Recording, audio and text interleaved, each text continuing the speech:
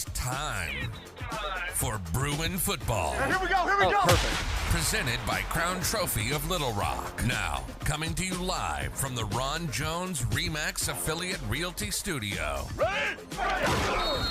Here's your host, the voice of the Bruins, Joshua Carroll. Good evening, everyone, and welcome to Pulaski Academy. I'm Joshua Carroll. I'm joined tonight by Pulaski Academy alum Garrett Benson. Hello, everybody. Thanks for coming back. Absolutely. I wasn't sure you would. Happy to be back.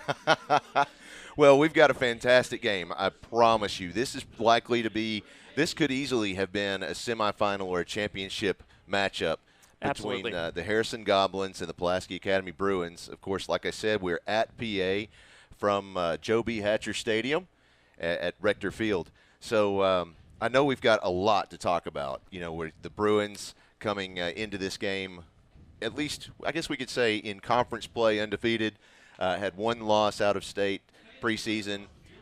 Harrison also coming into this one undefeated. They've always been a great team, and this is just going to be a really good night for football. It sure is. I think one of the things to focus on is that the weather tonight can play a much bigger role than what one would expect. If you haven't played football before, it makes everything so much more intense. When you get hit, it hurts that much more. When you have to catch the ball, your hands have to be that much more ready to go. It really changes the dynamic of the game. Your body's going to move slower, and the ability to make plays, it normally takes you a little bit to get warmed up. So really at the start of this, with the way that they played, you know, they're coming off a 3-game win streak. Yeah. So anything can happen in the beginning of the game. So you're absolutely right. So having mentioned weather, thank you for that awesome segue. Let's go over to the KATV Channel 7 Weather Center, where Todd Jacobian is standing by to give us tonight's weather forecast. Todd, go ahead. This is meteorologist Todd Jacobian from the Channel 7 Weather Center. The forecast for tonight's ball game, we're going to start off at 47 degrees around kickoff, down to 46 at 8 p.m. Skies are going to be clear for the entire evening. By 9 o'clock, 44, and by 10 o'clock, 42 degrees. Woo. Any wind out there should diminish this evening. Have a great time out there. Stay safe, and good luck to the Bruins in the opening round of the playoffs. Back to you, Josh. Thank you, Todd. Always good to hear from you. So like you said, it's bird chilly cold. it's very cold. Yeah. It's very cold. It's chilly weather. Yeah. Literally. So. Yeah. But thankfully the wind is supposedly going to die down. Right. Not that that's going to help a ton, considering you'll already be freezing by the time that rolls around. Let's but see. hey. Looking out there at the flag right now, it's pretty still. I mean, it's a slight canter to it, but not much. So looking back at who Harrison has played this year so far, they've obviously had several good teams on their end of the conference. Yeah. And they come into this game tonight ready to play. I think we'll see some traditional smash mouth football out of them. What do you think? I think so too. I've watched a few of their films on other games. I mean, they played some tough teams like Greenbrier. Right. I mean, that is a very strong team. And in all respects, I mean, they held their own. Right. What it boiled down to at the end of the day in that game was just mistakes that had piled up. It wasn't bad playing. It wasn't bad effort. It really just boiled down to that Greenbrier was able to capitalize on plays. So having people like that on your schedule and knowing that you can compete with them builds confidence, win or loss. It's a great confidence builder. And I mean, I can't get over the fact that they're coming in on a 3-game win streak. And if I'm wrong, correct me. But I believe in each one of their past 3 wins, they held their opponent to 10 points or less. So, and they put up big numbers, like in the 40s and 50s. So, I mean, they're playing great football right now. There's no doubt about that. Right. Well, I'll give you the live fan feedback line. I don't have that on the scoreboard this evening, but I'll go ahead and share that with you in a moment. But for now, we're going to take a short break. We'll be right back with more of our pregame show with Pulaski Academy and Harrison. We'll be back in just a minute.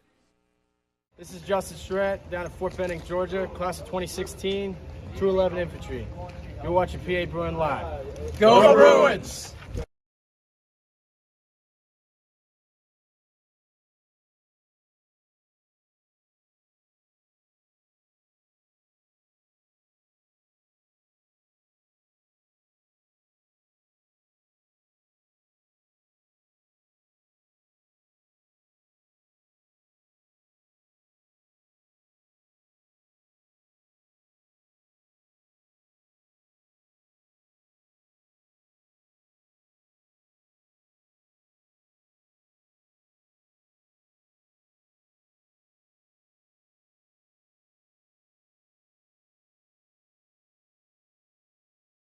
At Akel's Carpet One, they can get it for you at wholesale. That's not just a slogan at Akel's Carpet One, it's their real money-saving story. You can get the lowest prices on carpets, floors, and real wood cabinets. They have nationwide buying power, low overhead, and local ownership that make all of this possible. Don't shop at the home centers or online when you can shop local and get the best wholesale prices. At Akel's Carpet One, we make it beautiful for less. AkelsCarpet1.com. At Caldwell Toyota, they are passionate about helping drivers find the vehicle that's right for them for the most affordable prices possible. That's why they carry such a large selection of new Toyota models, because whether you're looking for something sporty, efficient, versatile, family-friendly, rugged, or all of the above, they are confident they have a new Toyota model to meet all of your needs and then some. Visit them online at CaldwellToyota.com. You know that Crown Trophy of Little Rock has every type of award to recognize athletes, students, and even co-workers. But more than that, Crown Trophy can customize drinkware, badges, and even rings.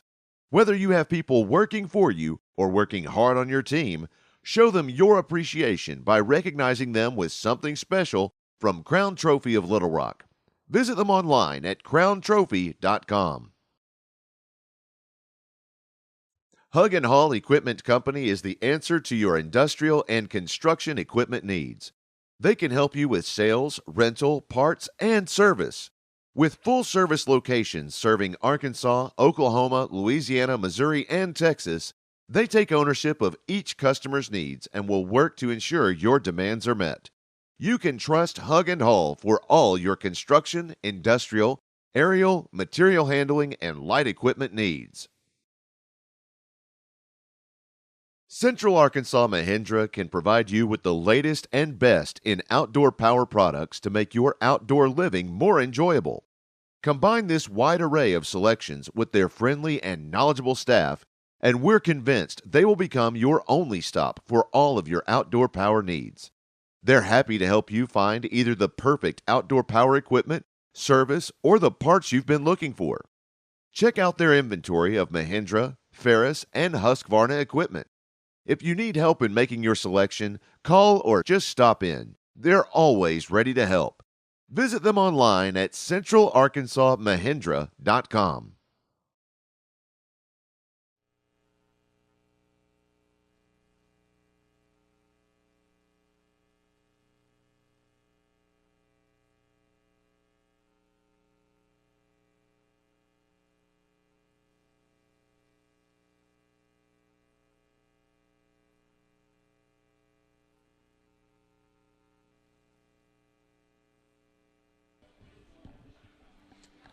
Okay.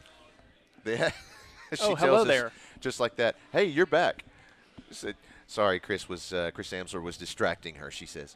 Well, I do want to make sure that we get our guest from in our studio on the air just real quickly. Scoot over here just a little closer. Let's get him in the camera.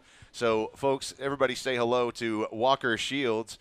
Walker is our guest crew member for tonight, our PA Live crew member for the night. He won the auction at the Bruin Bash last year, and so he's having the evening to actually explore everything going on up here. And he showed up, I guess, about 6 or a little bit before 6 o'clock. And I told him, I said, dude, pregame is nuts. Just try not to get run over. And so he grabbed some pizza and has been hanging out in here. He grabbed the headset. He's like, yeah, here we go. So we went down and talked to the coaches before the game and had a little bit of experience there. But he's going to spend the evening kind of joining us in here, and then he's going to check out what the producers are doing in here. He's got Miss Carol, one of his lower school teachers, former lower school teachers, over here as our producer, of course. And then I told him, make sure you go check out the student crew. They're doing really cool things, and everybody in here is doing something completely different.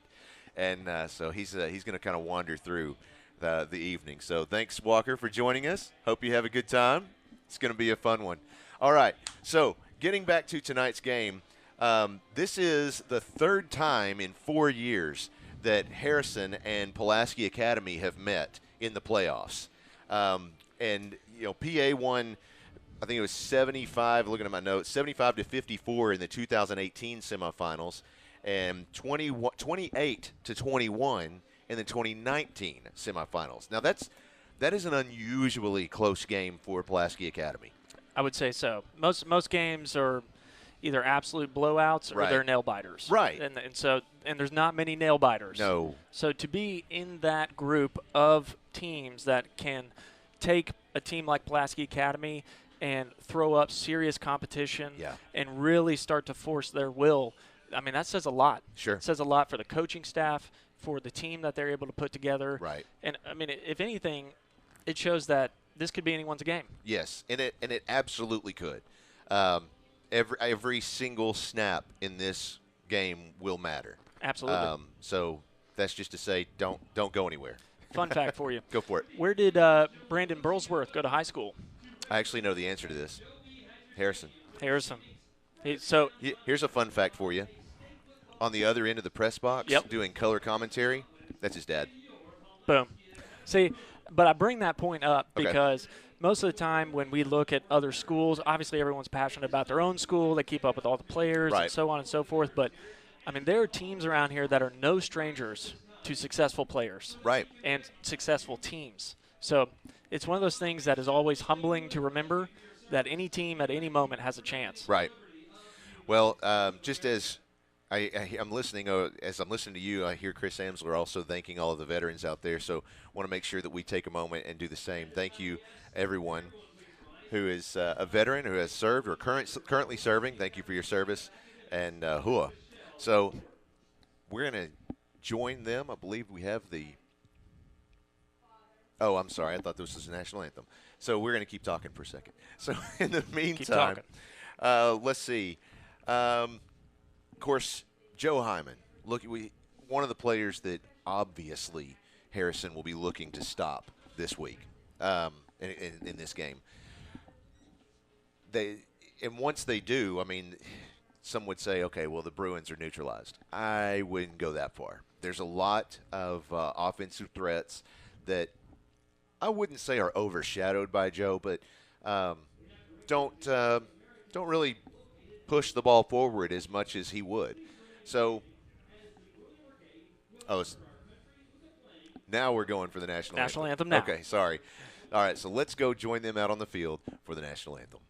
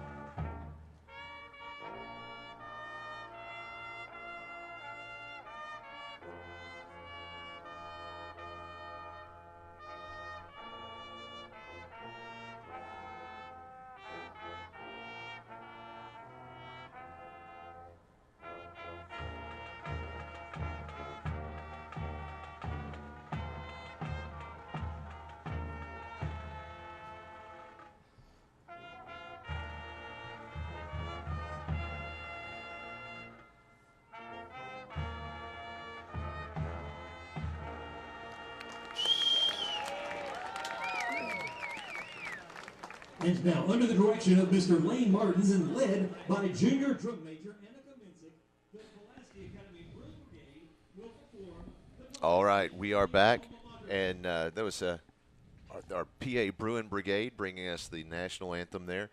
Going back to covering some of the stats for the Bruins, I was talking about Joe Hyman, and just last week he scored 4 touchdowns in the first half of the game.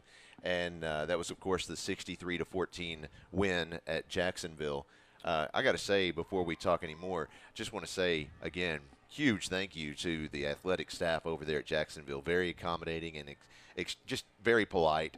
Professional, I think, is the best word to describe them. So thank you if you're out there. So to go back on a little bit earlier, just to have the clarification out there. Harrison is 7-3 overall. They are 4-3 in conference. And really, it's like I said earlier, I'm not sure that exactly explains the team that they are. I think some of the losses that they took on, I talked to the head coach just before the game, Coach Wells, and really it was from losses that they had suffered at the start with players. They had a couple of players get banged up. He said he's super excited about this opportunity, and jokingly he said he'd rather it be in the championship game, and I totally understand that. I get that. If anything, I couldn't agree with him more. He said that we're a very strong seeded team coming into this, and that if a couple other games had gone their way, they would definitely be higher.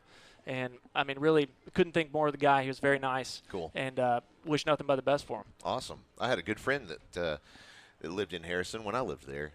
His name was last name was Wells as well. So I wonder if they're related. Who knows? Right. Let's see. Last week, Joe had 1,696 yards. Looks like I was two. Last week's Friday night game. Of course, last week we played on Thursday. Timeout. You're telling me he had 1,600 yards last week? I'm sorry, no.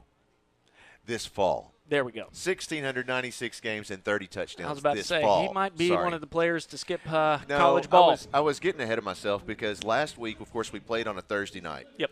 I hated that. I hated it. But I did enjoy being able to sit back on a Friday night and actually watch the teams that potentially were going to play in the playoffs. I watched a little bit of the game. It was Harrison that played Pea Ridge. Yep. Harrison just dominated that game from the very beginning. They had a lot of fun. It seemed like there was a lot of jumping around and smiles from the Goblins. And the other game that I went over and kind of watched back and forth was Greenbrier. I think it was Valonia at Greenbrier. Both of those teams went into that game undefeated. And that was just an incredibly fun game to watch. Greenbrier ended up winning that one to hold on to that number one seed in their division of the conference. So looking forward to the future, if Greenbrier wins out, you could eventually, I'm looking at the other sides, there are some really interesting matchups. This is one of those times where people actually, start to guess who's going to win what.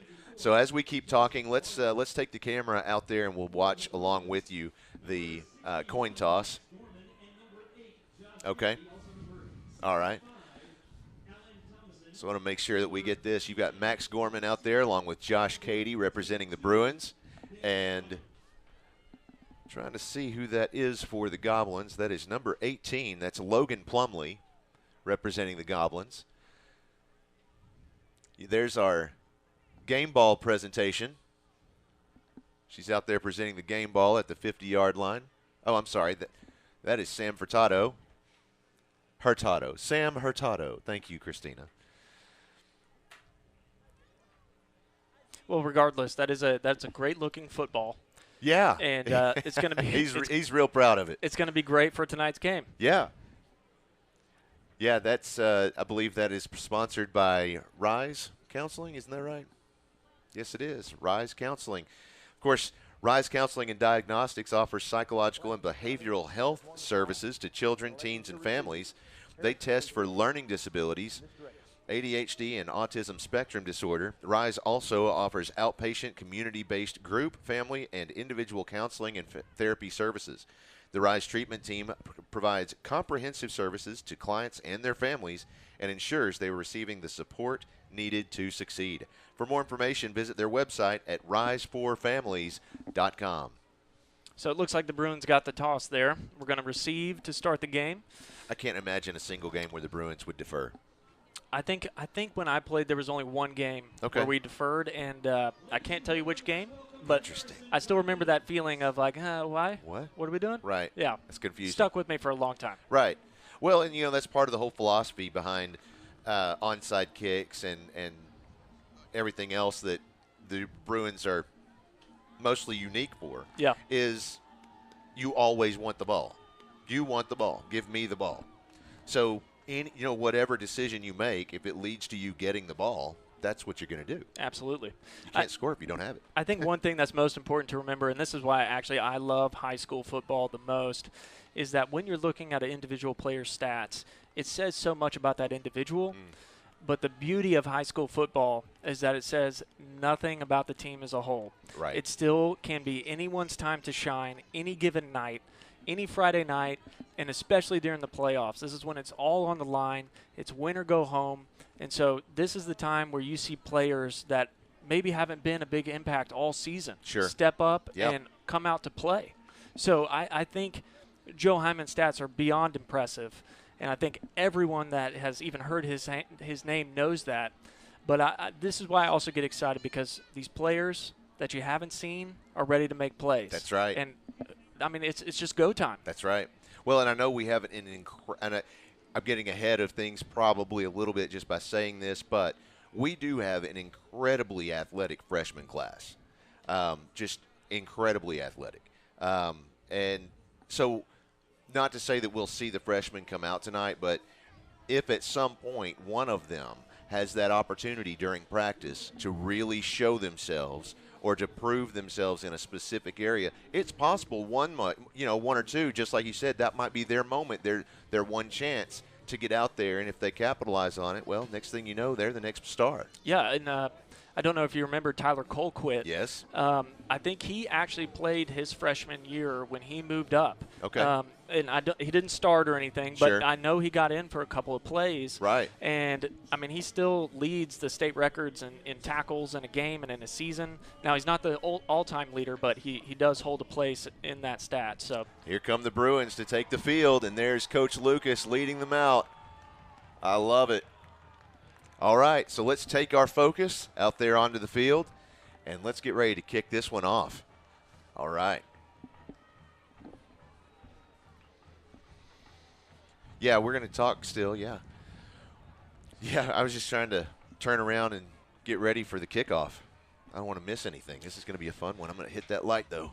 So just to remind everybody about the weather is going to play a factor tonight, even if the wind it looks like the wind has actually picked up a little bit from when we first started here, but ultimately it's cold.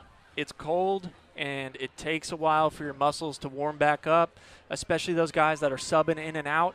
I mean, you got to keep your hands ready, your feet ready, your legs ready. It's a much more challenging aspect to the game that most people don't think about. Well, kicking off for the Goblins tonight is number 9. That is Brock Bardwell, 5'9" senior, coming out of Harrison. Here's the kick. Goes deep. Looks like that is going to be a touchback. The Bruins will pick it up. Nice leg on him. Yeah, I remember that when I was kicking, I was lucky to get it to like the 10. And I was like, man, I kicked it to the 10. Heck yeah. So to see these high school kickers being able to kick it that deep is always exciting, and I love to watch the game develop.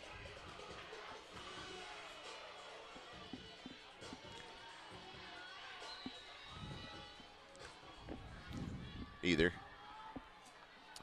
All right, let's get this one started. There's Charlie Pfizer out there in the gun. 4 receivers on the left, 1 man in motion. There's the quick handoff to Joe Hyman. He's up the left side across the 25 and is out of bounds at the 30-yard line. Let's see if they move the chains. That's a tough call. I think, yeah, they're saying yes. That's a Holloman and Associates first down.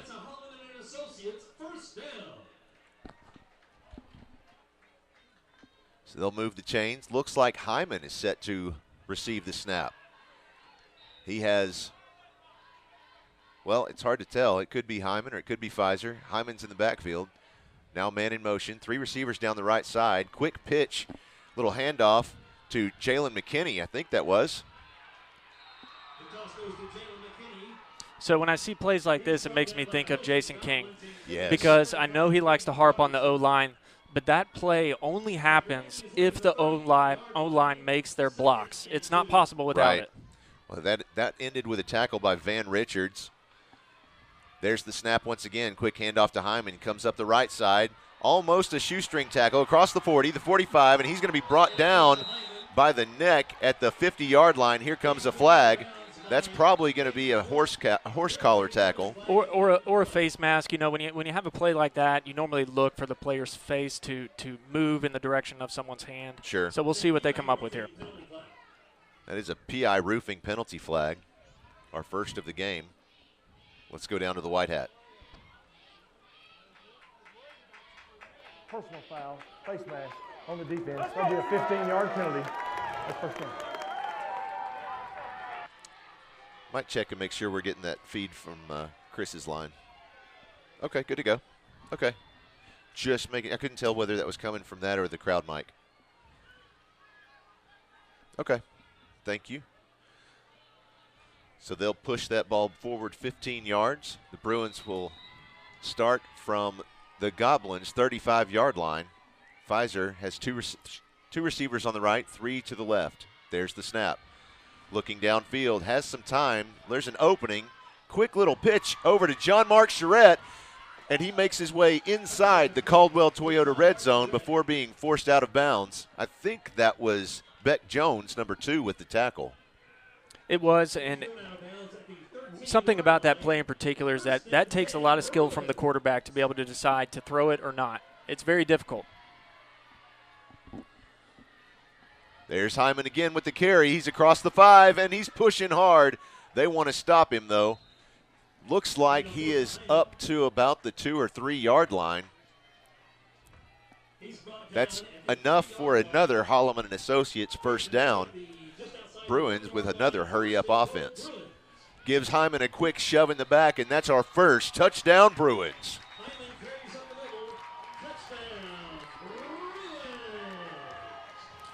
So coming out on a game like this, that's what you want to see. You want to put some quick, fast plays together. You want to move the ball down the field, and you want to have your team showing that they're ready to go. This is a good sense for the coaches to get where their players are at, right, and vice versa. Hyman set to receive this snap. Now man in motion. There's the snap. Looks like it was a little play-action handoff to Pfizer, except he kept it, and he's still trying to make his way in there. I don't think he made it. The Bruins say that he did. No, the official says no, he did not. And that's one of those things that's just a pure effort play. I mean, yes, that was both teams going at it, leaving it all out on the line. Joe Hyman really wanted to score, and the Goblins just said, no, sir. Not going to happen. You've got to respect that Goblin defense. They came out ready to play. Well, like I said earlier, I will give you that live fan feedback number if you want to take this down. This is for our text messages from our fans. You can send us a text at 501-570-6464. Ron Seeley prepares to kick off for the Bruins.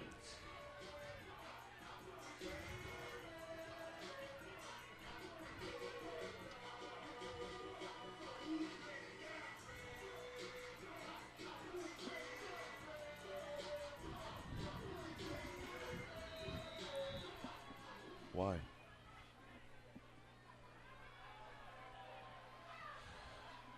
Whoa. Now that's your traditional, what is typically an onside kick, but he let her rip. Yeah, I mean, he put a lot of spice on that ball there. There's no doubt about it. That was, I mean, if this was baseball, I'd say that was a worm burner. I think that could be classified as a worm burner. Now, I'm not exactly sure what that means, but yes, it sounds about right. Coming from our live fan feedback. Let's see. Don't see a name on it. Oh, that's Ryan Hall. Ryan Hall says coaches clearly wanted to establish the run on that drive. Go Bruins. All right. Here's the Goblins. There's the snap. Quick handoff. Makes it forward. I think that's going to end up with a yard loss on the play overall. I think that was Abe Este. Somebody fill me in. Is that Este or Estes? Oh, he says that's Beck Jones.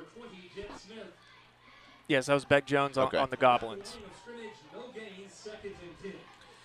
Well, he was stopped by Jet Smith with some help from Ben Smiley.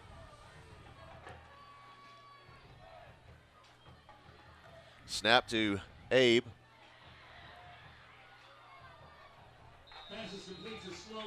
Sloan Barrett with the reception. Ben Smiley with the stop. Ben already 2 for 2. That'll bring up third down. Looks like 5 yards to go. Look, a long 5. Maybe that's just the angle that we have.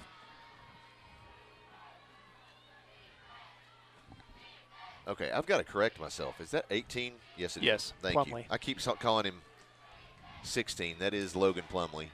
He's going to pass it deep. Yep. And Bo Miller wanted a piece of that. I don't. That's going to be pass interference on the Bruins. I know all of us Bruin fans don't want to say that is, but that's the thing is that as a defensive player, if you are not playing the ball and you are playing the player. Pass interference on the defense. 15-yard penalty. First down. So, obviously, there's a lot of enthusiasm out there, which you'd love to see in a playoff game. But Sure. nonetheless, if the player is not playing the ball, then the flag will be thrown.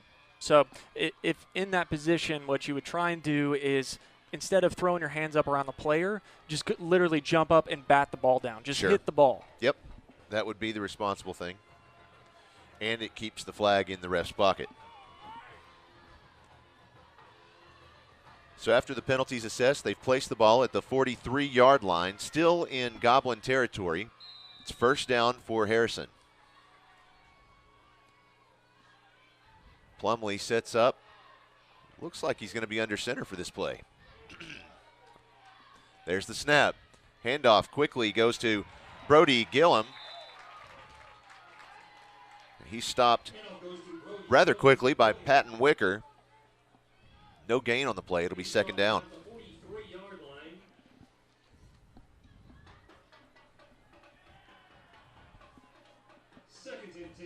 Wind still just a touch breezy. Not enough to unfurl the flag. It's just kind of drifting in the breeze. 49 degrees here in Little Rock. 10 seconds on the play clock. And it looks like they're still trying to get their formation put together. They sure down are. to 4 seconds. Got it off just in time. Quick handoff, then another handoff. Plumlee under pressure, and he goes down. The first tackle for loss by the Bruins tonight. He's stopped by Joseph Osment, and guess who? Ben Smiley. I think at some point there becomes where you try a trick play, and then the trick play becomes a trick play to yourself. Right. I mean, I understand trying to get the ball back and throw the defense off, but, I mean, when you're sending the ball backwards 10 yards, 15 yards before you're doing anything, I'm not sure I can jump on board with that. Yeah. So it's third down and about, it looks like 21 yards to go for Harrison. Prior to the snap, there is a Philly flag on the play. Dead ball, false start on the offense. 5-yard penalty. Repeat the down. So just a side note, I thought it was very, very interesting that Preston there actually jumped on the football. Right. He was focused on the game. On the ball. That is such a smart play that you can't coach. That's just football intelligence. Preston Spann down there. I thought he just fell over, honestly. Here's Plumlee again, this time in the shotgun. 3 receivers on the right, 2 on the left. Passes out there, and it's onto the turf just as it hits the fingertips of Caden Quant. So that'll bring up fourth down. Looks like about, what is that, about 25 yards now? Yeah. It's long. So it's interesting. Again, we say this a lot, but it's interesting to watch what is about to happen because, okay, looks like they are set to punt. A lot of times people will come to Pulaski Academy or they'll play PA and decide to play it their way.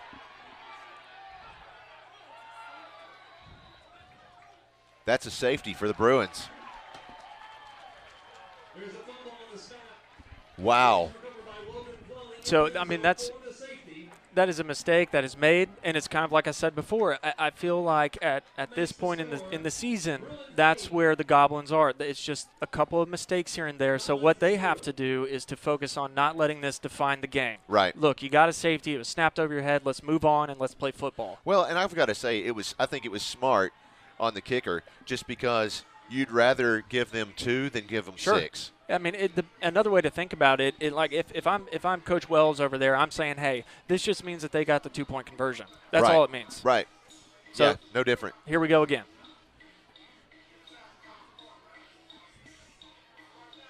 Looks like the officials are talking something over. No change, looks like. We're just moving out, ready to kick this one off.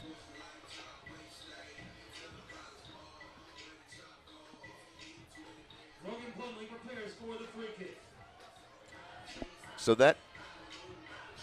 is that Plumlee? Yeah. Okay. 18. Quarterback and kick. Yes. Interesting. Versatile. Takes a nice spiral and a bounce right before the 30-yard line. Of course, that's Kenny Jordan who received it. Gained about 10 yards after touching the ball, and he stopped at about the 38-yard line. So that'll be where the Bruins start their next offensive drive. 7 minutes, 47 seconds left. The Bruins lead 8-0.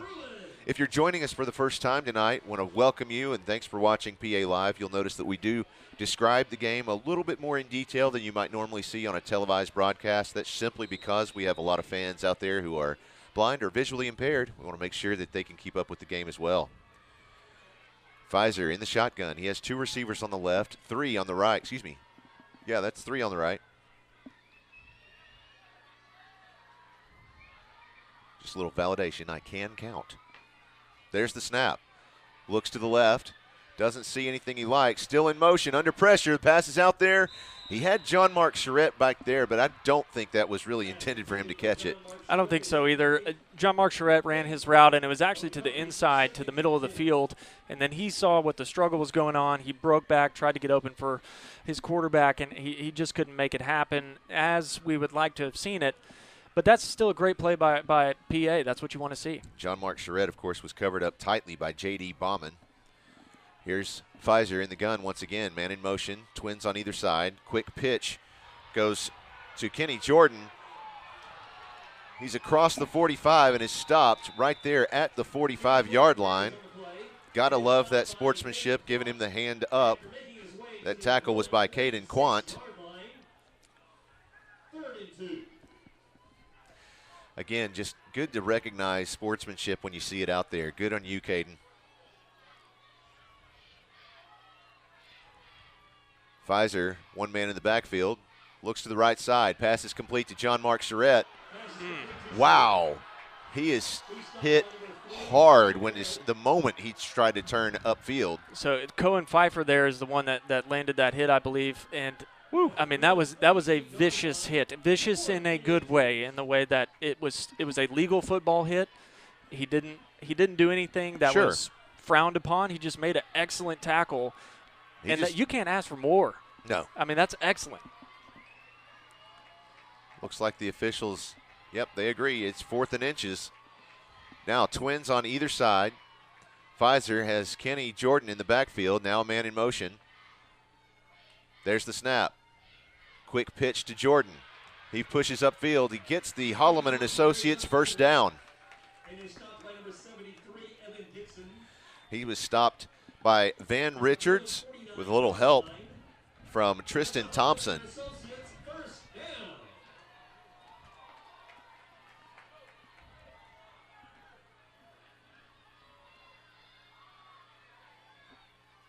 There's the snap. Pass goes out to the right side. It's complete to Will Hawkins, and he is brought down. The ball pops out. I think they're going to say that his forward progress had already stopped. They had already blown the whistle before he even hit the ground. Yeah, the forward progress there, when you kind of look at that and then look at where he ended up, it was about 10 yards back there. So incredible. Good for him just holding on to the play and making that catch. 2nd down, 4 yards to go for the Bruins. Pfizer has 3 receivers on the left, 1 to the right, 1 man in the backfield. There's the snap. Handoff to Kenny Jordan once again, straight up the middle. He's across the 40. Picks up the first down. Another Holloman and Associates first down for the Bruins. So what I see the Goblins trying to do here on defense is trying to feel out the Bruins and see what their tendencies are based on where they have their guys moving. They're making shifts right before the snap. So I think that's kind of the game plan they're going with right now. That was Sloan Barrett with the tackle on that play. Pfizer has 3 receivers on the left, 1 to the right. Kenny Jordan in the backfield. Hand off to Jordan. He takes a back step. He didn't like what he saw at first and turns it upfield. Picks up nearly 10, if not the full 10, I think. Let's see. Yeah, they're going to say that is a first down. I mean, he blew past him like a tree on the interstate. I'm telling you, he put the brakes on, said, I'm going to go left, you're going to go right. I like it. There's the snap.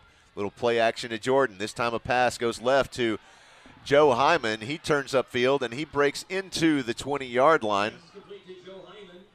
So that puts us inside the Caldwell Toyota red zone. He was stopped that time by Caden Quant. Already called his name a couple of times. I'll be honest, I didn't. There it is. I didn't see it either. On the offense, 10-yard penalty from the spot of the foul. We'll repeat the down. It's always a good reminder that you get spoiled in watching collegiate and NFL football because they say the number. Oh, so right, yeah. Then you're sitting here trying to figure out who it was, and oh my goodness. Well, we've had a couple of officials through the season this year who have actually announced the number. But you're right. It is nice when they do. All right, here are the Bruins again. They have 4 receivers on the right side. 1 man in the backfield. There's the snap. Goes directly to Hyman. He runs to the left. They overloaded the right side and went left instead, and there's another PI roofing penalty flag out there. There is a PI roofing penalty flag on the play. Let's see what that's for. Looks like they're discussing it.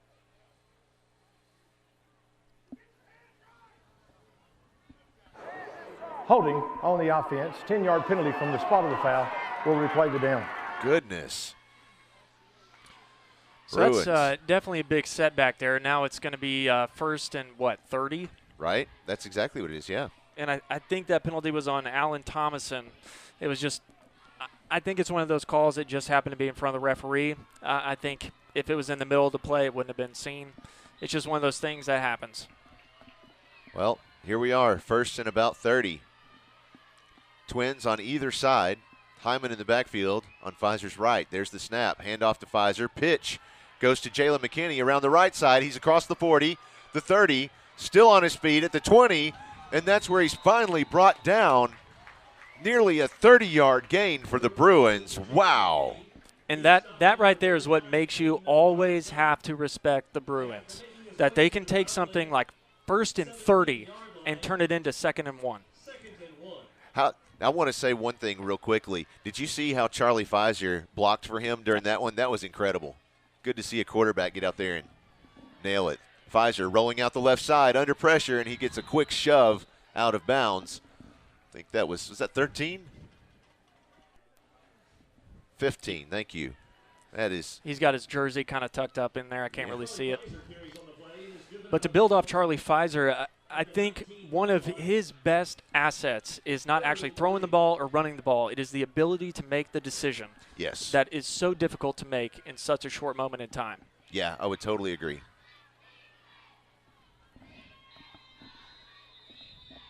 Prior to the snap, there is a PI roofing penalty flag on the play.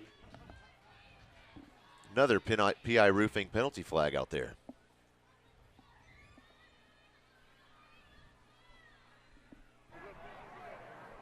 Dead ball, encroachment on the defense. That's a 5-yard penalty. We'll replay the down.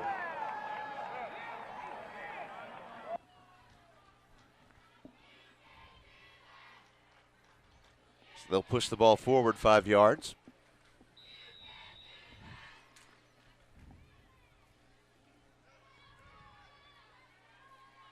There's Pfizer in the shotgun. 3 receivers on the right, 2 to the left that are stacked. Looking to pass under pressure, goes over somebody's head to John Mark Charette, and he just marches it into the end zone for another Bruin touchdown.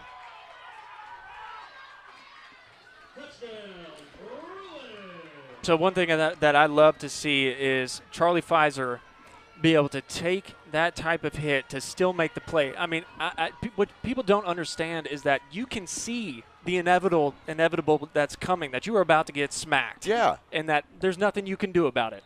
So to have the wherewithal to make the play, that takes a lot of guts. Well, and like going back to what you said in the pregame show, when it's this cold, that's got to hurt that much more.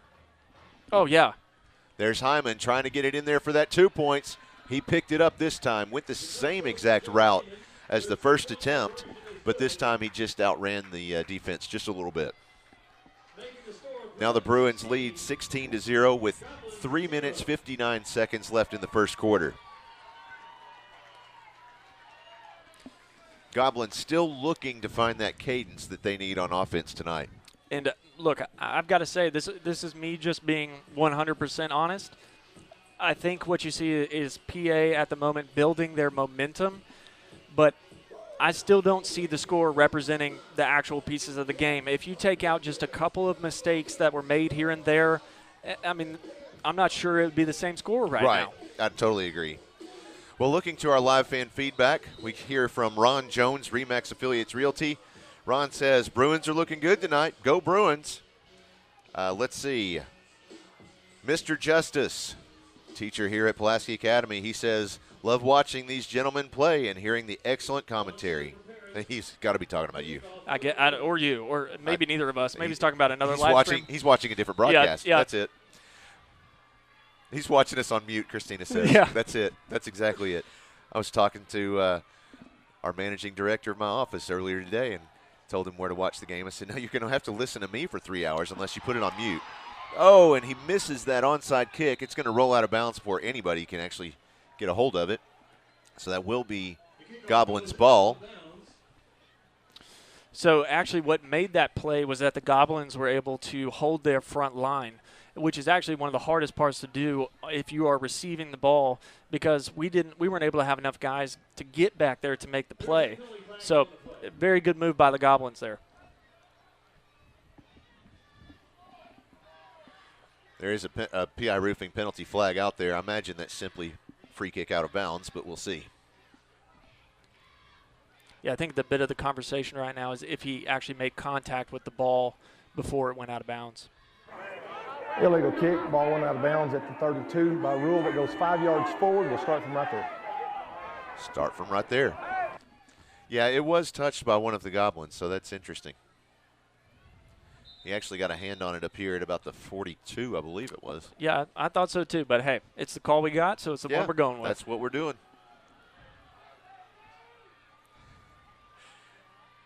Here's Plumlee in the shotgun. He has 3 receivers to the right side. He's going to give a quick pitch out there to Brody Gillum.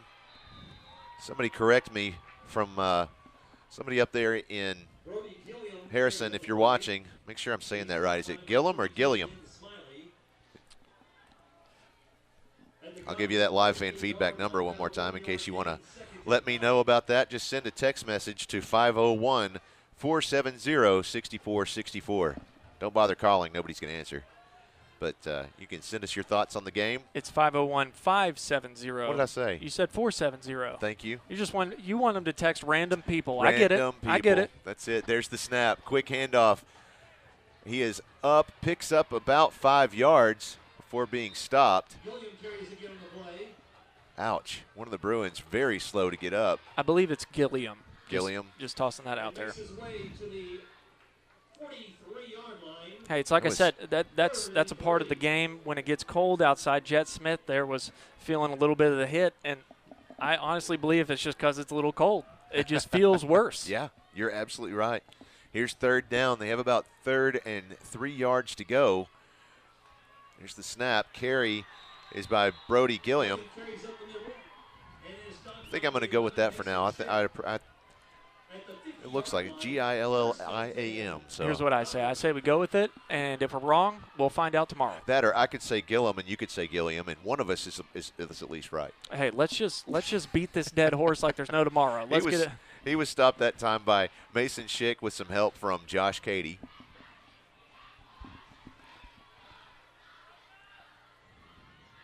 There's the snap. Another handoff to Gilliam. Picks up about 2 yards for the Goblins. It'll be 2nd down, 8 yards to go. So my own personal live fan feedback. Here we go. It's pronounced like Gillum, not Gilliam. Thank you very much. Okay, so it's your fault. Thank you very much. We do appreciate. So I got 2 text messages. One was from my wife. She said, I'm doing great. Thank you. And then the other was from one of my best friends at PA. He sent me a screenshot of Justin Bieber's Beauty and the Beat. Okay. There's the snap. He's going to keep this one. He's going to air it out. He's got a man downfield. Oh my gosh, what a catch. Wow. Ladies and gentlemen, that was the catch of the year. That's it. That was Dylan Block, by the way. Let me just paint it this way. If you don't know who Odell Beckham Jr. is, you should go look him up online right now. Seriously. Because it was a picturesque moment, and that's exactly what that catch looked like. One hand over the shoulder, there's no words. He had full confidence in it all the way through. Oh, he had no doubt. He stuck his hand out and it's like he grabbed it in the air. 1st and 10 from the 21-yard line in Bruin territory. Plumlee under center. Quick handoff again goes to Gillum.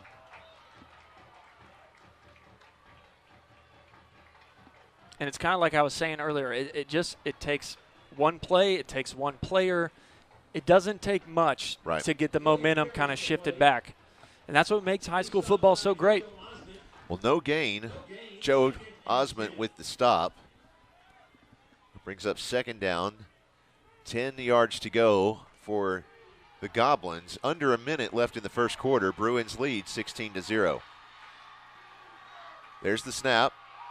Little play action there. Looking to pass. Passes out there, and it is going to hit the turf. I believe that was intended for, did you say Silent? She told me earlier before the game. Kai. Well, on my roster it says C-Y-L-A-N. Kylan. Kai. So I guess that's Kylan. Once again, the number is 501-570-6464 for all name corrections. There you go. Thank you very much. And the funny thing is, though, is that if he had actually thrown that ball just a little bit slower, that would have been a great play. Okay. Well, I just heard that our tripod on the sidelines was tackled. Goblins. Timeout. That's our first Hug and Haul timeout of the game.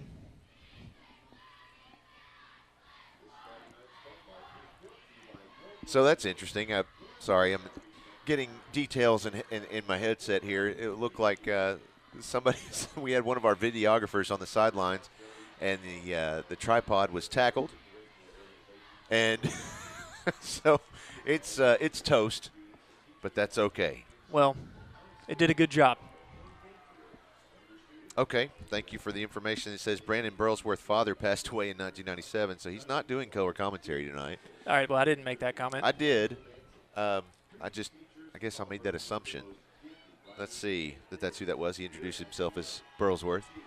As usual, y'all are doing a great job. We're watching from home, cheering on Reed Terry and the defense. Go Bruins.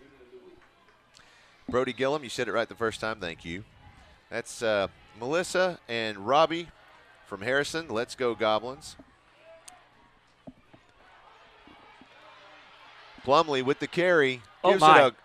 Wow, that was – I'm not sure that I would agree with that one. I think he probably should have just held on to that, picked up the 2 or 3 yards, and run out of bounds with it. But instead he gave it what kind of a – I think that was more like of a shot put.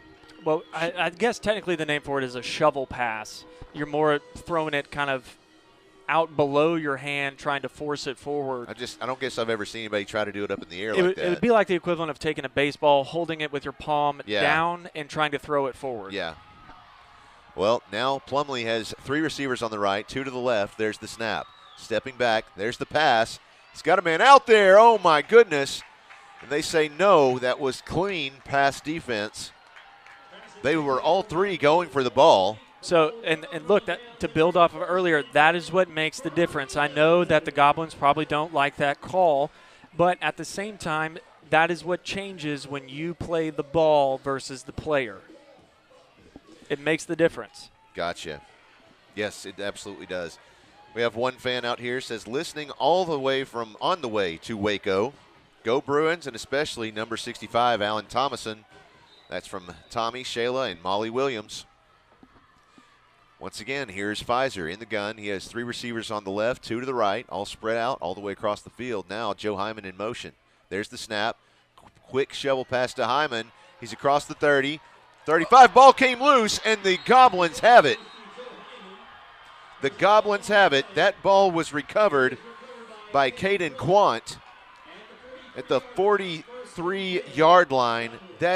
I've never to date seen Joe Hyman lose a ball the way he did. So here's a fun fact for you. The Goblins right now average a forced turnover, either interception or fumble, at least one a game. Wow.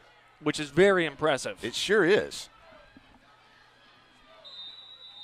Well, there you go. So the Goblins now have the ball in Bruin territory at the 43-yard line. It's their 1st and 10. 19 seconds left in the first quarter. Rolling up on 11 seconds on the play clock. Plumlee in the shotgun. Twins on either side. There's the snap. Passes downfield, and no one's there to receive it. Joe Osmond really wanted to catch that one. Goblin fans, we want to let you know that we have opened the Hug Gymnasium. That's the beige sheet metal building adjacent to the visitor stands. It is open for concessions and restroom facilities. Again, the Hug Gymnasium is available. I think looking at a play like that, you can't be upset with your quarterback in that play. He wanted to try and make the play. There was nobody there, and he actually threw it where no one was. So, I mean, you can't ask for much better, and let's see what they do here on this next play. Well, I had a couple of fans that just wrote in that from Harrison telling me that is Marty Burlsworth. That's his brother. There we go. Thank you very much. Big scramble right there. That's Joe Osmond with the stop. At the 41-yard line, 3rd and 8. Looks like we have another Hug and Hall timeout. No, excuse me, that's the end of the quarter. End of the first quarter. Bruins leading this one 16-0. We'll keep it right here for just a moment while I tell you about one of our fantastic sponsors. Of course, we just heard from him on our live fan feedback. That's Ron Jones with Ron Jones RE/MAX Affiliates Realty. Ron Jones and Charlotte Emery offer you a combined 40 years of real estate experience for all of your residential or commercial needs, whether you're buying or selling. Ron Jones RE/MAX Affiliates Realty is standing by to take your call and schedule a market survey and consultation at your convenience. For listings or more information, call 501-416-3658 or visit them online at ronjonesrealtor.com. Ron's already told me he wants to help sponsor our basketball season. Looking to start that very shortly here in the next few weeks. So if somebody is listening and they wanted to be able to do that, how would they do that? Because I honestly have no idea. That's a great question. I'm glad you asked. If you simply go to pabruins.tv, there's a little button there at the top of the page there that says click here to learn more about our sponsorship opportunities. And a little birdie just told me that we might need our own roster for commentators. So I'm going to make a plug for myself. I'm going to let my resume speak for itself. Seeing that my father was an NBA referee, I do have some accolades. Thank you. Okay, I'll take that under advisement. Okay, that's all I can ask for. There's the pass from Plumlee. Oh, and it's intercepted. It is intercepted. That is Patton Wicker. Wow. Back-to-back turnovers. That's tough. But here's a great coaching moment. No matter, and this is what makes the playoffs so great, is that it allows, I would say, the most opportunity for coaching moments because the emotions are much higher, the stakes are much higher. So a mistake like that is where you take your quarterback, you pull him to the side, and you say, brush it off. I still believe in you. Now, don't make stupid passes. Right. And go for it. Yes. Well, so now the Bruins back out there. You have Pfizer in the shotgun. He has Jordan on his left side, Hyman on his right. There's the snap, handoff to Hyman. He comes up the left side, trying to turn upfield. He's across the 40, the 45, and runs right into a couple of the coaches on the Harrison sideline. I think he's feeling – Christina said in my headset, the coaches are going to feel that tomorrow. Yeah. Sweetheart, I think they're feeling it right now. One of them was kind of bent over. I hope he's okay.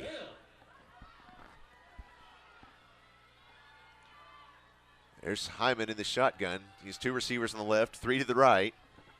There's the pass. It's complete to John Mark Charette, and he is brought down at the 40-yard line by Talon Stevens. That's a Holloman and Associates first down. If you joined us for the pregame show, you had a chance to see John Mark's brother, Justin Charette, sent us an awesome video from Fort Benning, Georgia, where he is currently serving. Just graduated West Point last year, so he's down there attending some fantastic training courtesy of the Queen of Battle. That's infantry for those who aren't as cool. And another catch. Oh, and another one to Charette. Taken down by his shoelaces right there. That puts him inside the Caldwell Toyota red zone. You can see Coach Thrash down there. He's getting fired up. He's calling plays in faster and faster, trying to keep the momentum alive. I think he took an extra dry shot of pre-workout today. Oh, wow, that was almost a bad mistake. Joe's still going to have to pay for that one. That shovel pass, something about it was just a little bit sloppy. It looked like the play was trying to go to the left, and it seemed that it was broken. So I think he just kind of stopped, and we made the pitch, took it back to the right. Yeah. So that'll bring up 2nd and goal from the 13-yard line. Clock is ticking away at 10 minutes, 38 seconds. Bruins leading 16-0. Pfizer has 4 receivers on the left side. Handoff goes to Hyman. He runs to the left and is stopped. Whoa, he's still on his feet when I said he was stopped, but it was clearly getting wrapped up there. What do you call a group of goblins, I wonder? Is that a haunting? I would call it a group of goblins. Oh, man. That's the best I got right now. Okay.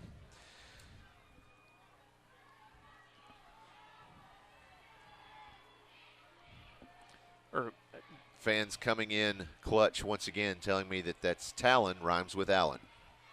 Thank you.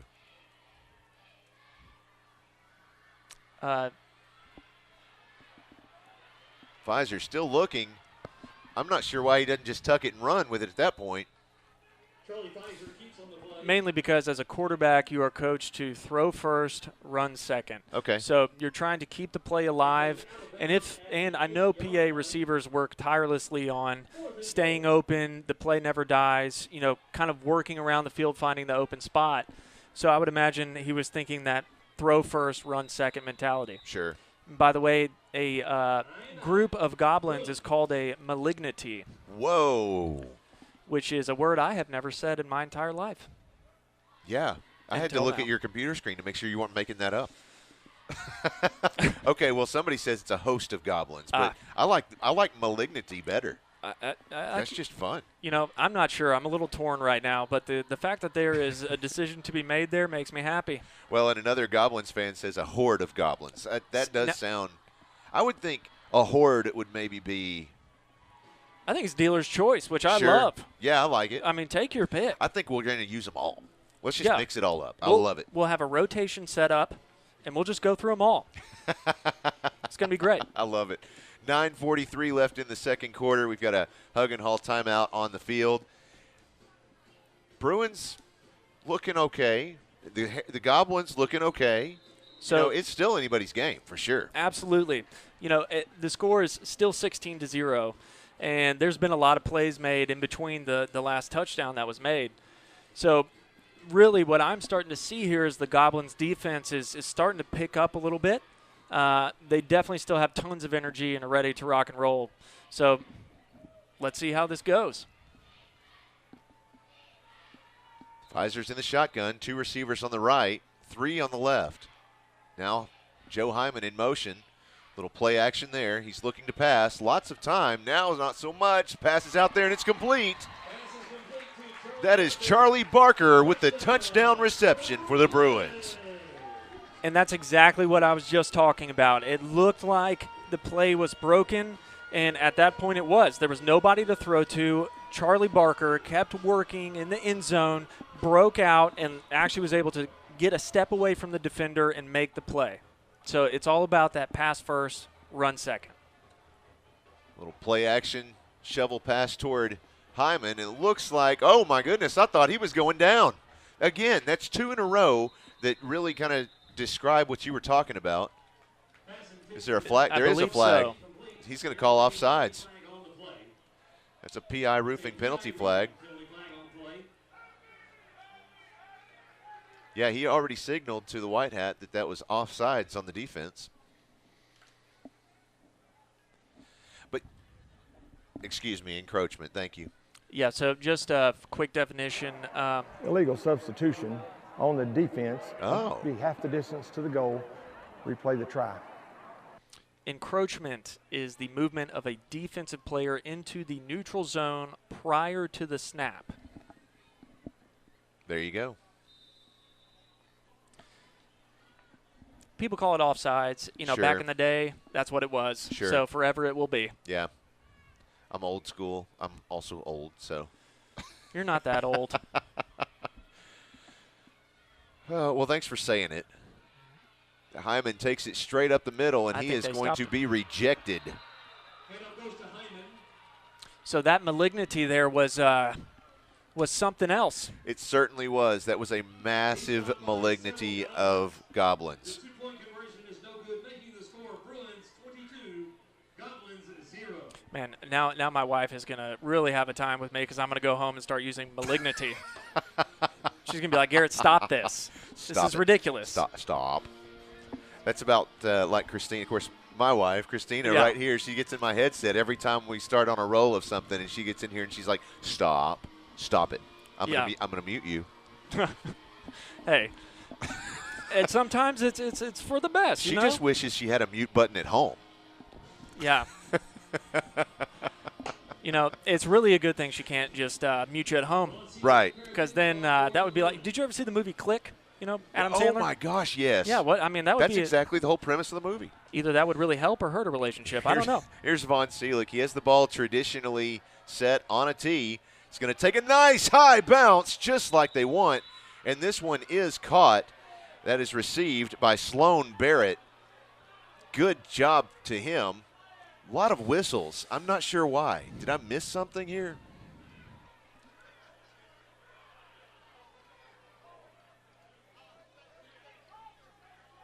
So it looks like Sloan Barrett. Oh, I know exactly what it is. I can hear him now. Apparently, he waved his hand as if to call for a fair catch. Sure. Well, the ball bounced along the ground. So you can't call a fair catch. It's not traveling in the air. Sure. And I think that's what Sloan Barrett was trying to understand. It definitely looked like he was just trying to figure out what was going on down there. Well, it's like I called for a fair catch. Why did I just get why did I just get hit? Run over, yeah. Which, when you're not expecting a hit. Absolutely. Okay, but if you're expecting it, it's still a big deal. But when you're not expecting it, that's different. Yeah.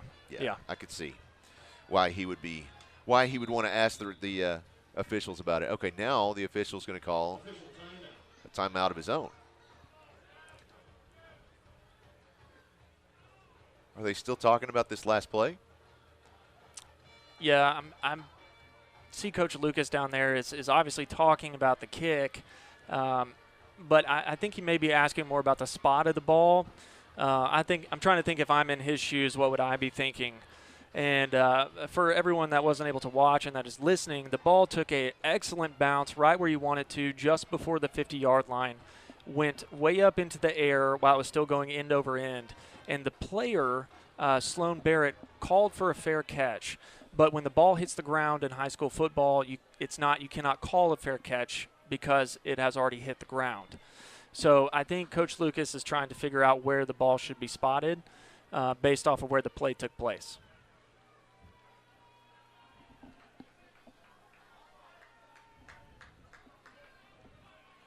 Yeah, I'm not sure. It was one of those situations where I'd love to have a mic on him just so I could listen to what Coach Lucas was saying just now. But, now I thought they were going to start the play, but now the white hat goes to the other side of the field to talk to the other coaches. Sure. Okay. And now it looks like we're just having meetings all over the field. I love it. Let's do that. Yeah, the ref in the middle is talking to the players. the defensive and offensive linemen down there. You know, it's almost like, hey, could someone like yell at us up here? Right. Tell us what's going on. Well, he does have a mic. Looks like he's reaching for it. Let's see what he has to say. He might be. No, he's not. Okay. I would like to note that he does have very good form for a light jog. Yeah. The head referee, definitely good form, light jog. All right. Now we're ready. 13 seconds on the play clock. Plumlee in the shotgun. There's the snap. Handoff quickly goes to Gillum. And he is stopped right at the 50-yard line. It's a 1-yard gain. He was stopped by, I think that was 22. Yeah, that was Ben Smiley. And that's just a textbook defensive play. Ben Smiley stepped up, took out the legs of the running back, which is, as far as the size difference is, that's what you want. When you're the smaller player, just go for the legs, make the tackle. There's the snap. He's going to keep that one. Nearly faked me out. That was Beck Jones with the carry. No gain on the play. It'll be 3rd down, 9 yards to go. No gain, 3rd and 9.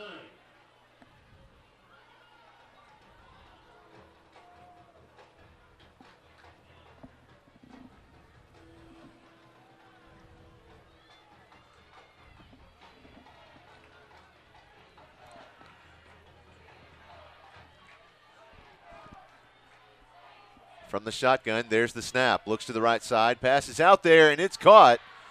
I think that was Sloan Barrett. Sure was. That picks up a 1st down for the Goblins. Jet Smith with the tackle. And that's a tough play as a corner out there. You want to try and jump the route because you see it coming, you feel like it's coming, but I mean the risk to reward there is so high. If you miss, he takes off, and if you don't, then you may have had pass interference. So it's tough. Plumlee again in the shotgun. He has 3 receivers on the left side, passes out there, and it's complete to, once again, that receiver that is one to watch for sure, Dylan Block.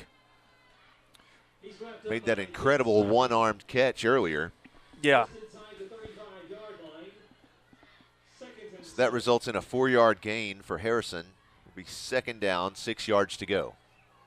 They've placed the ball, well, it's closest to the 35-yard line. There's the snap. Handoff.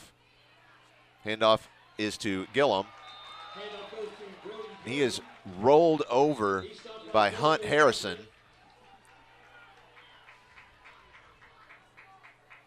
That's going to be a 3-yard loss. And Brody Gilliam there, I mean, Gillum. There you go. Sorry. I got it. I won't need the correction again. Brody Gilliam is fired up there. I mean, and some people look at that and they say, oh, you need to get him out. He's too fired up. I look at that and I say, that's somebody that wants to win. That's somebody that's got a lot of passion for the game, and he knows what his teammates can do. Well, it's obvious. He's got a fire. He's got a fire in his belly. 3 receivers on the right, 2 to the left. There's the pass. It's complete. Looks like he's carrying this one across the 30, 25. Forced out of bounds. Looks like he was stopped by Preston Spann. And it seems like Ben Smiley might have had a little bit to do with it there, too. That's another 1st down. Go ahead. I mean, looking at this, though, this is exactly what I was talking about. Yes. I mean, you see Harrison, I mean, they're starting to get a little momentum. You see where they're starting to make 1st down conversions, and it's one of those things. It's still not exactly a Bruins game yet. Not at all. Plumlee in the gun. And we'll let the officials tell us what the PI roofing penalty flag is. Dead ball, false start on the offense. That'd be a 5-yard penalty or repeat the down. So we had a fan tell us earlier, and I think you had already covered this, but just to go ahead and eat the crow that I've been served. Encroachment and offsides are 2 different penalties. Encroachment is a dead ball foul, and offsides is not. So we are going to start having a segment here where we will do a trivia question as to what encroachment versus offsides is every game. It's going to be the same question, same answers, and we're going to see how many people answer that correctly or incorrectly. Okay. I'll probably get it wrong every week, no matter what. Same. Plumlee with the carry. Lots of pressure. He's finally stopped. He was juking and jiving his way, but was finally stopped by Ben Smiley. So that'll bring up second down. Looks like about 20 yards to go for Harrison. Just under 6 minutes left in the half. Second and 18. Plumlee in the shotgun. He has 2 receivers on the left. Looks like 1 to the right. There's the pass. It is caught. And he is brought down inside the red zone. Joe Osment with the stop. I couldn't see who received it. I could not see either. I got too excited. I think that's 57. Malachi Hilton, maybe.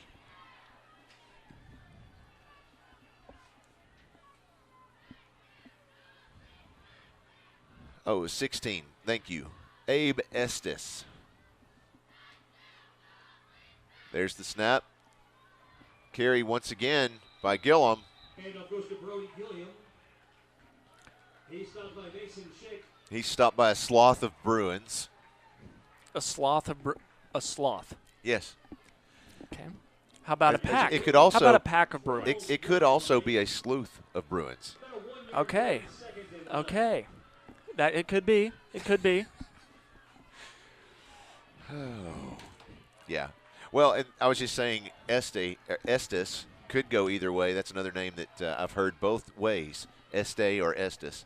Passes out there. It's complete. I think he has it. I think yes, he does. Once again, that is Dylan Block making some incredible catches for Harrison. I mean, second one of the night. That's one of those that you see in the Under Armour commercial. You see the guy dragging his foot and the turf flying up. Yep. Coming in on the sideline. I mean, that's a catch you practice. You just don't wake up and decide I'm going to make this catch, which is very impressive for him to do. The only thing I regret about that last play is that I didn't have a 100 frame per second camera right there next to him when he did it. All right, well, now we know where the investment opportunities are.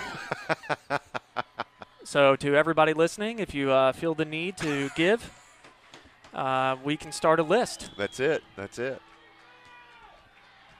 Third down, it looks like. Yep, 3rd and 1 from the Bruins. I think that's on the 5-yard line. Could be on the 4. There's the snap. It's a quarterback keep by Beck Jones. He received that directly. Fourth down. They're going to say no gain there? Wow. 4th and 1 from the Bruins 5-yard line. Official timeout for a measurement. Well, at the bottom of that pile up there, you see him just slowly getting up. That was Mickey Upton. Looks like he's okay. He's just going to shake that off. So they're going to measure this. I'm going to be honest. I'm just kind of looking out here. It looks to me Brody Gilliam is listed as 175. I weigh 175 pounds, and I don't look like that. So right. I think this is one of the first cases where he got sold short on his weight. Oh. I mean, okay, so he's 5'10". How tall are you? 6'2". Okay, I can see that. And that's with a wink and a nod. Wait a minute, because I'm 6'2". Okay, well, we don't have to stand up and compare heights. All right, the deal is You're that telling me to sit back down. Is that I believe at this moment I am 6'2", which is roster capable. Okay. And I feel passionately about that. I can tell. All right, here is 4th down for the Goblins. This is a crucial play for Harrison. There's the snap to number 2, forcing his way forward. Yep, the side judge says yes, he's in there. None of the others are saying anything, but the side judge did signal a touchdown.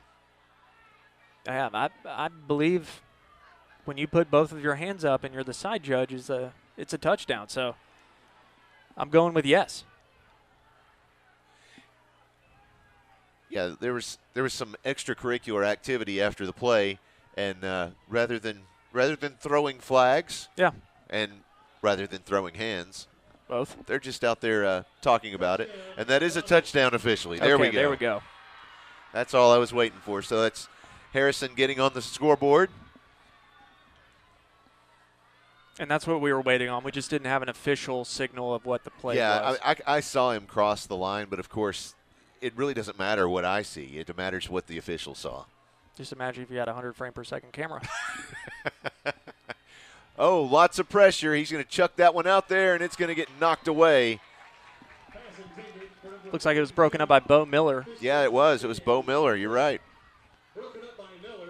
Which is actually, so when a ball is up in the air like that for so long, as a defensive player, it is actually much harder to make that play than what you would think, because you are having to not only catch up to the target, but then you're also having to catch up to undercut the ball and knock it out of the way. So, I mean, you've really got to be moving to step up and make that defensive play. Sure. Well, you see out there trying to warm his legs back up. I mean, I'm telling you, I remember having to sub in and out when I was a sophomore, and man, it was tough because I'd go in for like 2 plays and then I'd be out for another series, and it's like, oh man, I got to get all warmed up again and everything. Where did we lose Walker to? Have you seen him, Christina? No. Where'd he go? Is he on the sidelines down there? I haven't seen him.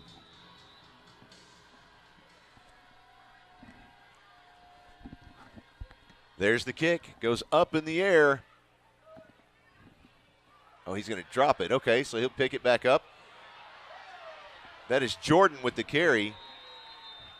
He's stopped by I'm going to go with Talon. It is Talon. Yep. Talon Stevens.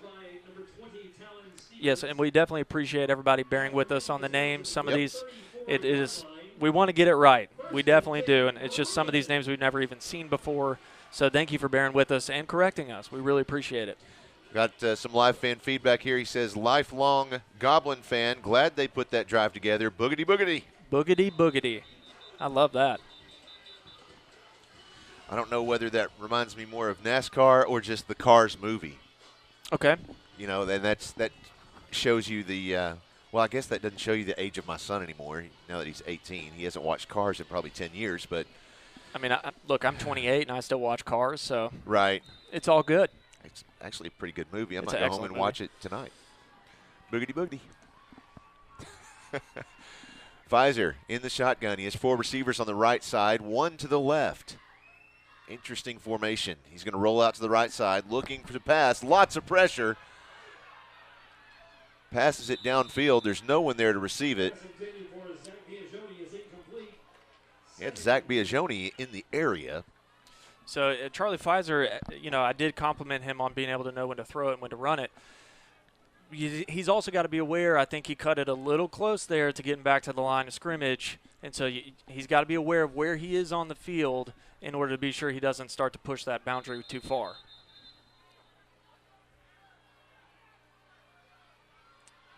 Official timeout. He's sending Abe Estes off. Thank you, fan. Not sure who this is. I'd love to thank you by name, but he told me that is Estes. Estes, okay. Just like the stadium over at UCA, Estes Stadium. Normally when someone has to come off like that, it's because they have blood on their jersey. Yeah, I think he probably had a cut on his leg or something.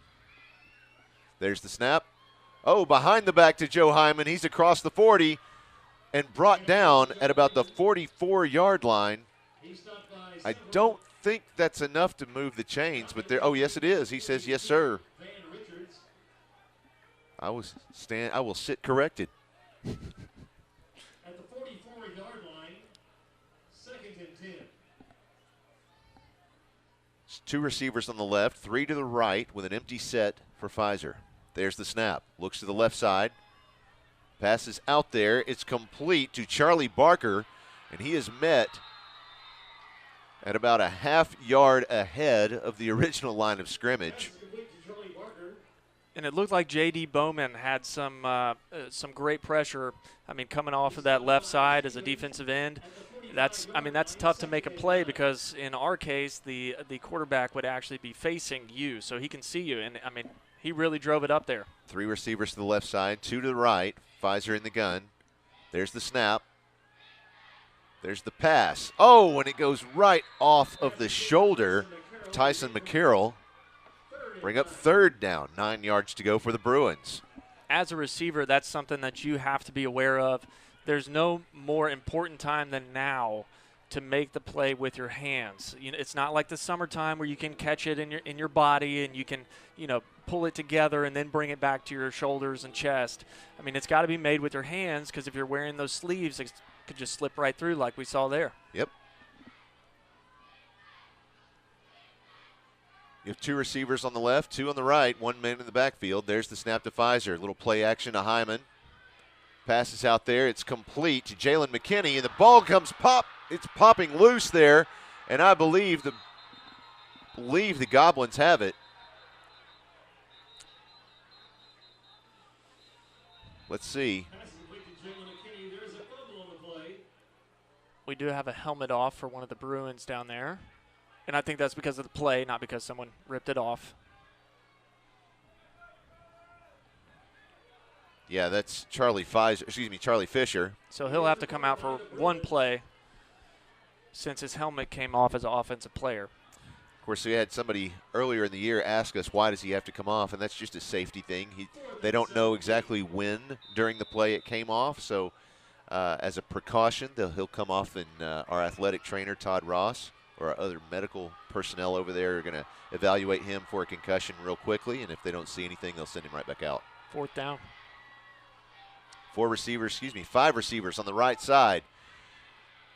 Pfizer sends it screaming downfield. Joe Hyman with the catch. We have no signal yet. No signal.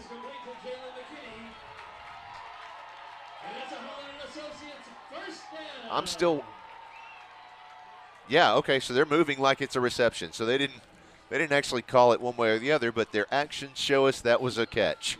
And wow. Hey, rightfully so. You got a lot of the Goblin staff over there trying to make their opinion known. I think it's one of those things in a play like that. You've got to make your argument. That was a huge Friday Firm 4th down conversion. With the carry, there's Jalen McKinney, and the ball comes loose again. And there's a penalty down on the play and a player down. It looks like Jalen McKinney. He was the one with the carry. He's grabbing at his ankle. We'll see what we get here. We don't ever like to speculate as to what's wrong because it could be something extensive or it could be nothing. Right. So we'll keep those cameras pretty wide. We don't want to show anyone in pain for sure. But I tell you what, while they're tending to him, let's take a short break. We'll be right back with more Bruin football on PA Live.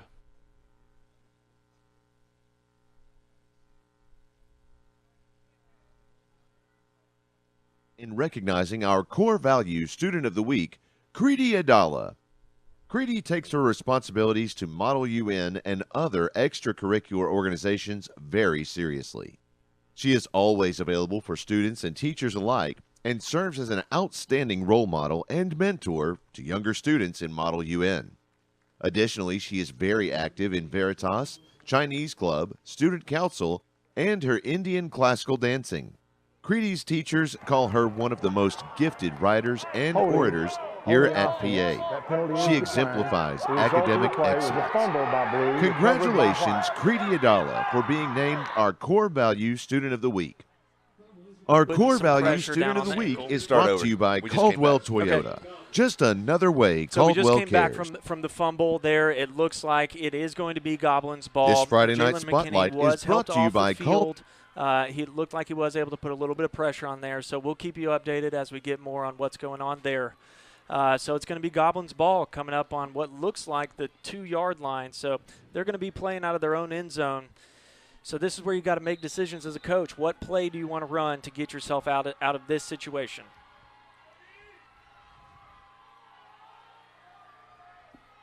.207 left in the half. There's the snap. Quick handoff goes to Gillum. He meets the Bruins at the 4-yard line. That's Joe Osment with the stop. Some help from Ben Smiley. At the 4-yard line, about a 2-yard gain, 2nd and 8. So the reason I think personally, the reason why we're seeing so many of these fumbles is two things. One, it's cold. Yeah. You're not used to playing in the cold. Two is the sleeves that the guys are wearing. They're not used to playing with those either. And those sleeves are not made to grip a football. Sure. Yeah, if you tuck it like you think, it's just going to slip.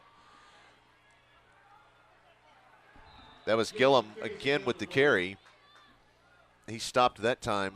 He stopped by Romello Bell.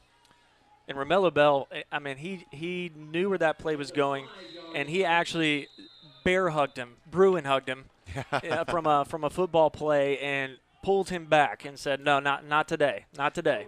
Well, the Bruins call a hug and haul timeout. So we'll take one with them. We'll be right back with more Bruin football on PA Live. This Friday night spotlight is brought to you by Caldwell Toyota. Pulaski Academy would like you to join us in recognizing our core value student of the week, Creedy Adala. Creedy takes her responsibilities to Model UN and other extracurricular organizations very seriously. She is always available for students and teachers alike and serves as an outstanding role model and mentor to younger students in Model UN. Additionally, she is very active in Veritas, Chinese Club, Student Council, and her Indian classical dancing. Creedy's teachers call her one of the most gifted writers and orators here at PA. She exemplifies academic excellence. Congratulations, Creedy Adala, for being named our Core Value Student of the Week. Our Core Value Student of the Week is brought to you by Caldwell Toyota. Just another way Caldwell cares.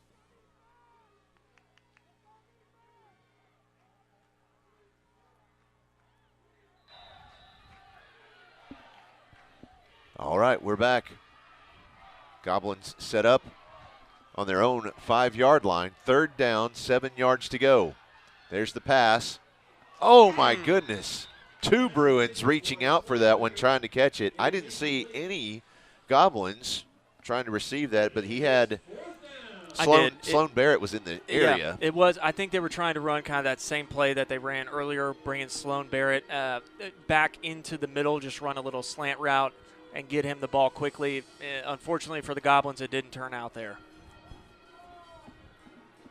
So looking at the clock, it's 1 minute, 6 seconds left in the half. If you're this far deep in 4th down and you've got 7 yards to go, well, I guess they are punting. But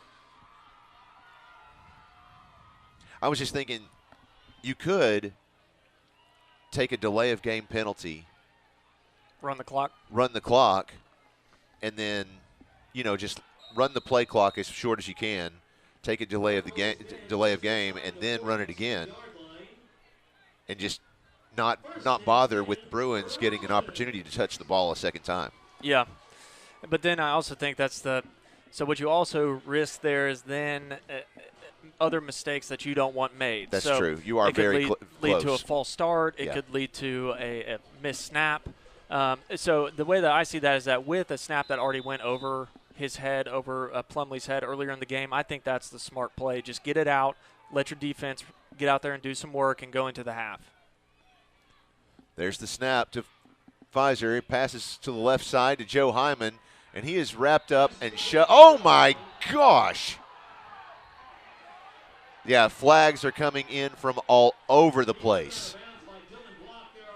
I'm sorry, but he was already out of bounds, and he flung him into that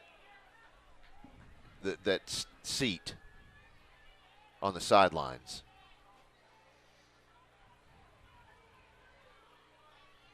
Oh.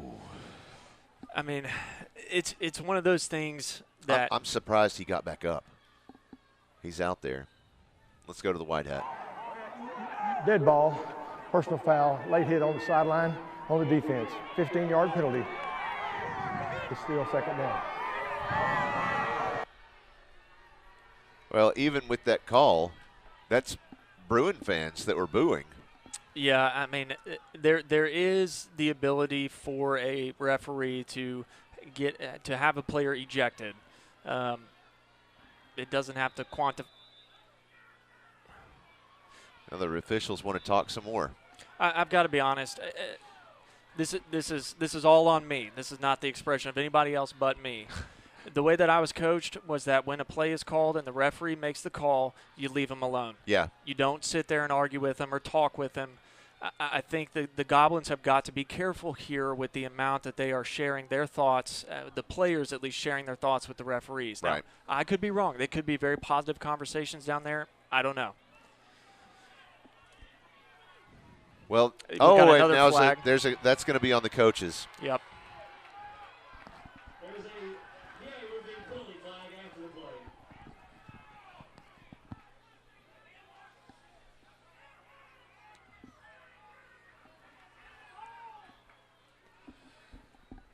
I'm not sure what the coaches. I'm trying to think of it in their shoes. I'm going to think of it in our shoes, and I'm going to be honest. I can't help it. I'm just that way. Look, when you are down, you had a play that just occurred there where it was aggressive and vicious and uncalled for, and you've got a team that's fired up, being the Goblins. You cannot be a coach and encourage that and let that keep extending. He's still arguing with the referees. As a coach, you've got to set the example. You have got to step above and be above that. Now, I know there's a lot of passion, and this is a one-off thing. It could be. Dead ball, sideline warning on the defense. But at the end of the day, you look at your head coach as the foundation, the staple, the example that you want your team to set, and the demeanor that you want them to have.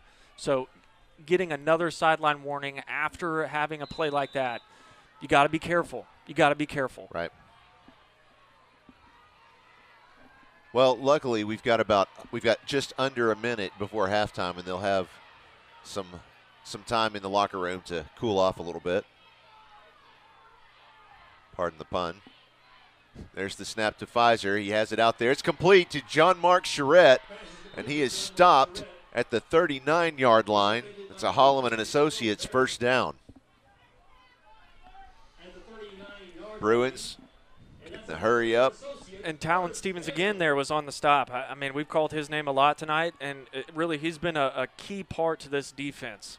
Three receivers on the right, two to the left with an empty set for Pfizer. He rolls out the right side looking to pass. It's complete again to Charette, and he is met at the line of scrimmage.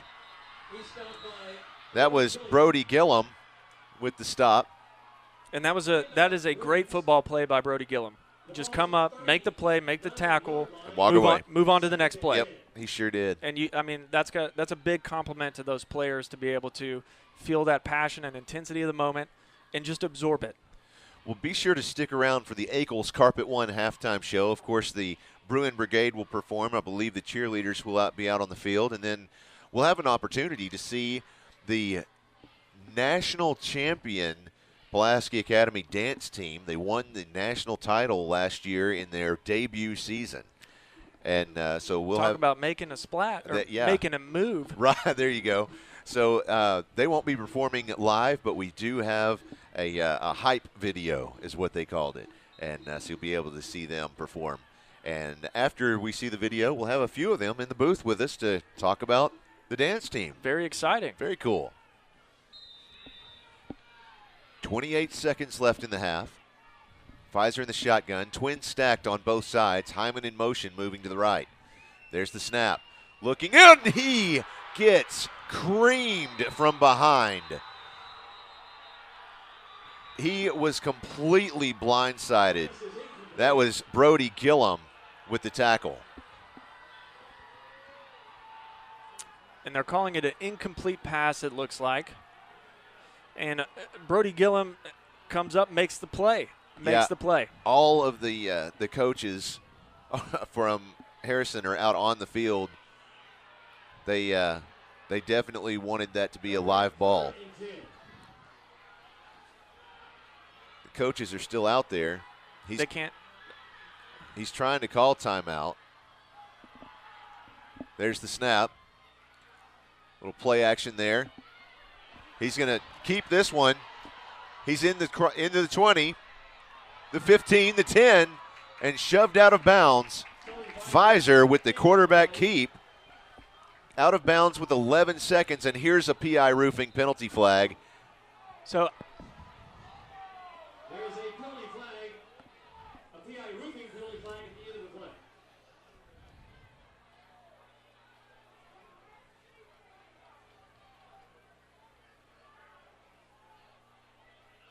That was just Holding on the offense.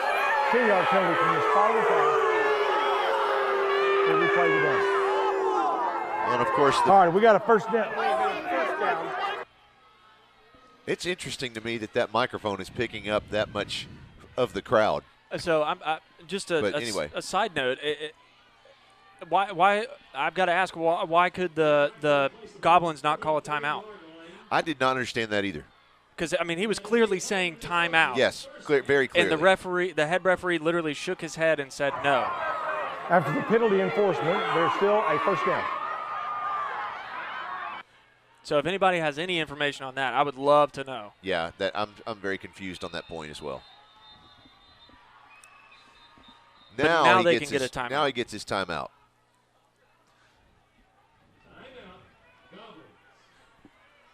Well, Melanie Henner is out there dying to send us a text message on the live fan feedback, and since she is one of my favorite teachers, who am I kidding? No, they're all my favorite. But anyway, I was just hanging out in her classroom today getting some stuff. Yeah, she's our super favorite. I was printing some stuff out and getting some stuff ready for the game. And so, Melanie, that number, if you want to send us a text message, is 501-570-6464. You can just store that in your phone as PA Live. And if you, not that you would, but just to anyone else, if you want to send me something rude or disgusting, we do have ways to look up who you are. Just letting you know, fair, just being fair.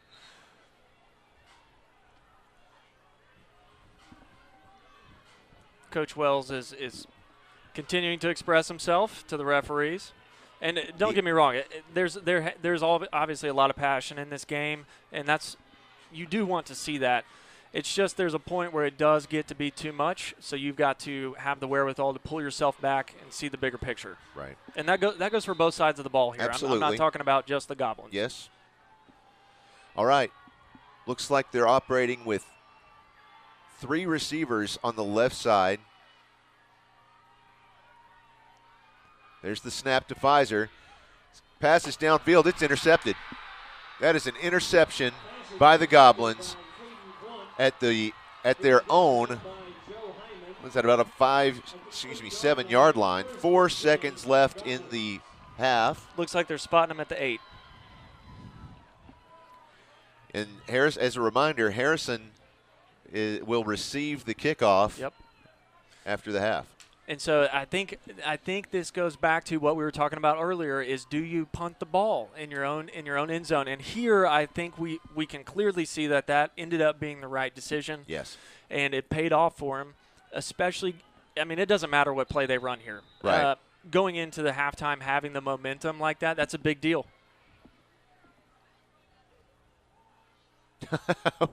Wow, that was interesting. That was Brody Gillum was running off the field. There was too many on the field. He was running off the field and wasn't sure he was going to make it, so he slid into the sideline. Hey, you got to do what you got to do. I like the effort. I love it. Well, that's the end of the first half here from Joe B. Hatcher Stadium at Pulaski Academy. The Bruins lead currently 22-6. This is still anyone's game, so don't go away. We've got the Eagles Carpet One halftime show coming back in just a moment, right after this break.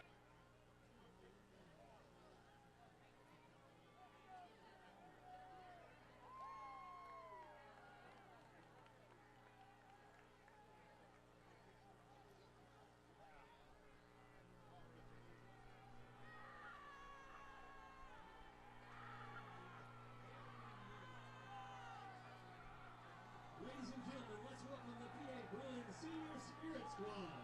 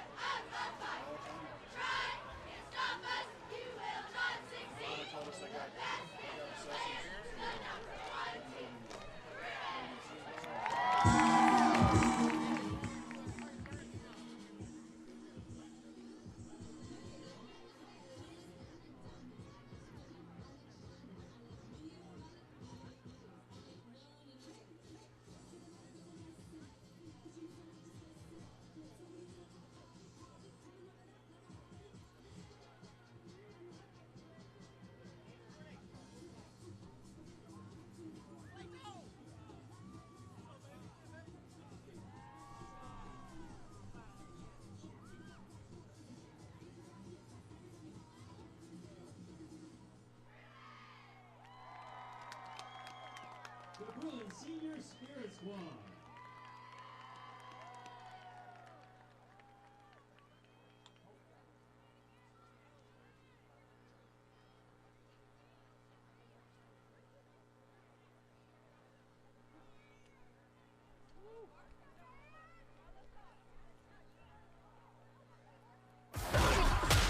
It's time for the Ackles Carpet One halftime show. At Ackles Carpet One, we make it beautiful. For less, visit them online at AcklesCarpet1.com. Welcome back to Joe B. Hatcher Stadium at Pulaski Academy. The Bruins lead 22-6 over Harrison at halftime. We have the Bruin Brigade out there setting up to play for us. Got just some fantastic students in the band all around, but I'm super proud of right there next to the xylophone is Caroline Chambers with the pink hair. She's our only female wrestler on our wrestling team this year. Get this, I know I talk a lot about wrestling, but of course I'm so super pumped and proud. My son Grant just signed his national letter of intent to accept a scholarship offer to wrestle at Lyon College. Well, good for him. So looking forward to that. But we've done a lot to really promote wrestling in the school this year, and we're looking at approximately 30 on the roster right now. Wow. It's the biggest team we've ever had. So. Especially from going to no wrestling program, because when I was phasing out, we were trying to phase wrestling in. That's so right, yeah. I was here when there was 8 people. I love it. So awesome. Well, let's go down on the field and listen with the Bruin Brigade. Let's hear it for the Bruin Brigade.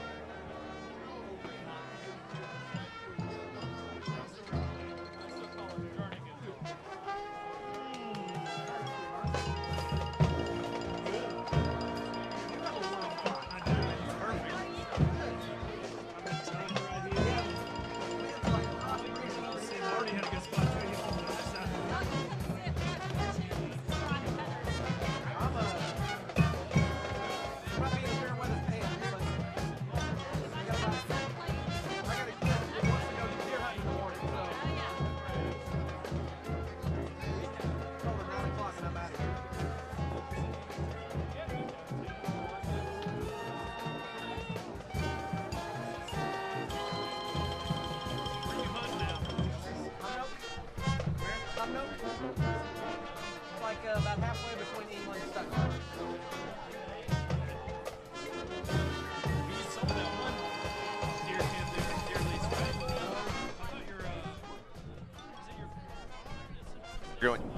We're going to keep you focused on the band there, but at the same time, I want to introduce you to some of the national champion.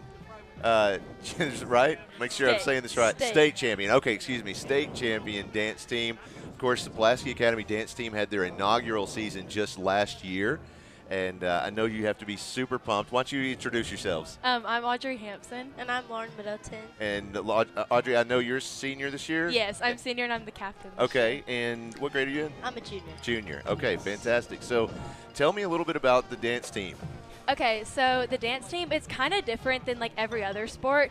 So tomorrow we actually take on state, and it's like other sports you have like conference games, or in this case competitions, but we don't have competitions that like lead up to state.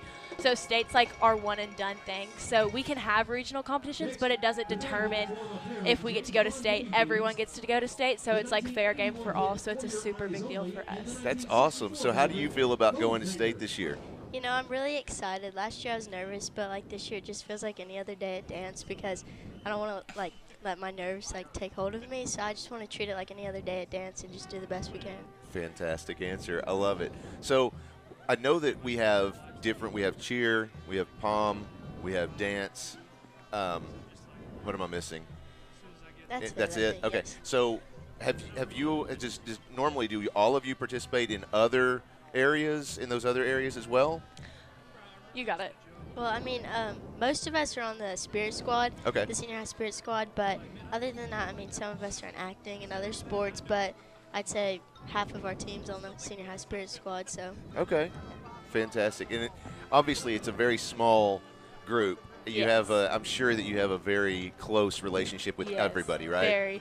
We get to see all sides of our team, especially because we have 6 a.m. practices, so we get to see them at their worst. Wow. And we get to see them at their best, though. So, like, we have super good memories. And just, like, with a small team, like, at away camps, like, we're just able to really grow close together. No doubt. And it's just, like, with a smaller team, it's easier to connect with. And so, like, these are definitely people that I'm going to remember for the rest of my life. Okay, so Audrey, I'm really going to test your memory here. Okay. Do you remember that I coached one of your basketball teams a long time ago? Upward, yes. Yeah. Okay. I wasn't Upward sure. basketball, I yes, wasn't sir. sure if you remembered that. Yes, I remember. Okay, I just thought that was so cool, and every time I see you succeed, I'm like, oh, that's my girl. I know. Basketball days. Right. Yes. Yeah. Okay. All right. Well, cool. All right. Well, I know we've got a lot of folks. Are there others that want to get in here?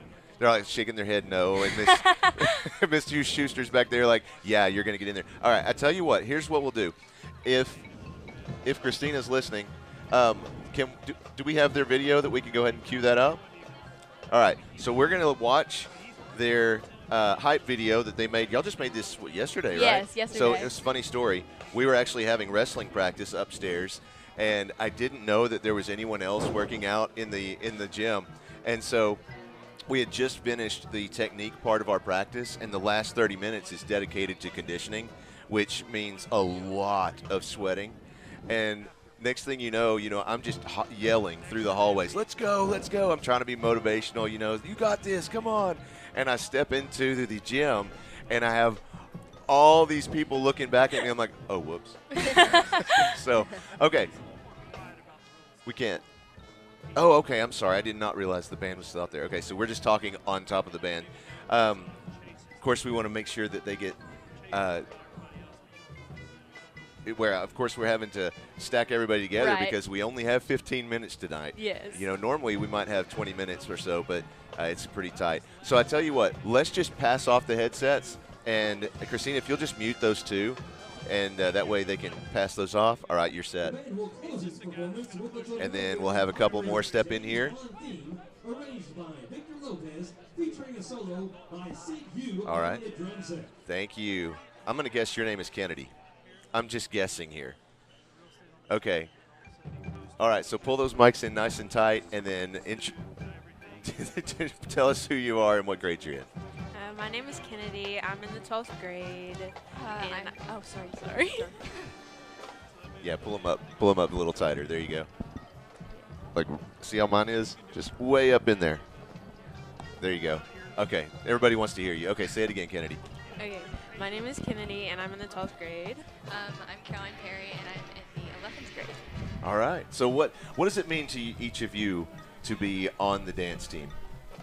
For me, it is like the first team that I've been on that has felt like an actual family, and it's like no other team that I've been on. Like the routines, the leadership, the partnership, the teamwork, and everything. Okay. Yeah, I definitely agree. I was on the dance team last year as well, and I feel like every year we just grow so much as a team and as a family, and I think that's one of the things that Miss Kristen, our coach, really instills in us, to become a family and work hard and work together to become the best that we can be. Okay, so let me now ask you, who is the funniest on the dance team? Definitely V or V or Stephanie or Sarah. Okay.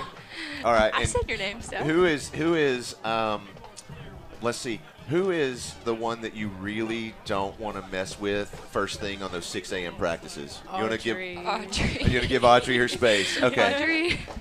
All right. That's good to know. All right. Let's see. What else can I tell? What else can I ask you? Who is constantly late to practice? Stephanie. Stephanie's over here. She's like, I'm always there on time. Okay. All right. So let me go back to, you'll see, you start. Did you both start on the team last year? Just me. Just you? Okay. Yeah, this is my first year. Your first year? So what was your experience coming into a team that was already set? And of course, with any team of this nature, you kind of gel. So what does it mean walking into a team that they had already existed? You know, they're already working together. They know each other well and how they function. How is it received when you walk in as this newcomer? I mean, I had to adjust, but not everyone was on the team last year, so some of us were new, not just me. But it was also, like, very welcoming and inviting how everyone was. Okay. All right. Well, let's take a short break. We're going to go watch their hype video, and we'll have a few more of the team members join us in here in just a second.